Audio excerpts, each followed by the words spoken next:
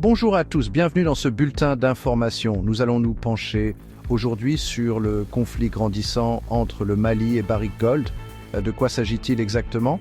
Le gouvernement malien accuse Barrick Gold d'évasion fiscale de grande ampleur. Il est question de taxes et de redevances impayées s'élevant à des centaines de milliards de francs CFA. Une somme considérable. La situation s'est envenimée en décembre 2024 lorsque le Mali a émis un mandat d'arrêt contre le PDG de Barrick, Mark Bristow, pour blanchiment d'argent. Les autorités maliennes ont également saisi les réserves d'or de Barrick et arrêté 4 cadres supérieurs, un tournant majeur dans cette affaire. En janvier 2025, le Mali a saisi 3 tonnes d'or de la mine Loulo-Gounkoto, exploitée par Barrick. Cela représente environ 245 millions de dollars. En réaction, Barrick a suspendu ses opérations dans ce complexe aurifère majeur dont il détient 80% des parts, les 20% restants appartenant au Mali. La société conteste désormais ces mesures devant les tribunaux nationaux et internationaux. Quelles sont les implications de ce conflit? Le complexe Loulo-Gounkoto représente une part importante des revenus de Barrick, ayant produit plus de 420 000 onces d'or au cours des 9 premiers mois de 2024.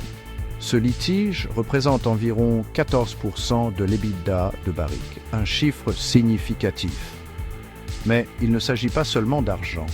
Ce conflit met en lumière les difficultés liées à l'exploitation de ressources dans des pays comme le Mali, où la gouvernance, le partage des revenus et le respect des réglementations sont des sujets sensibles. Les enjeux sont également importants pour le Mali. De telles actions pourraient dissuader les investissements étrangers dans le secteur minier, un secteur crucial pour son économie. De plus, cela crée des tensions diplomatiques entre le Mali et le Canada, pays d'origine de Barrick Gold. Quelles sont les prochaines étapes? Des négociations sont en cours. Et bien que Barrick ait proposé 370 millions de dollars pour résoudre le litige, la situation reste incertaine. Parviendront-ils à une solution amiable ou cela se transformera-t-il en une longue bataille juridique? Nous vous tiendrons informés de l'évolution de la situation. N'oubliez pas, dans le monde des affaires et des relations internationales, les enjeux vont bien au-delà de l'or.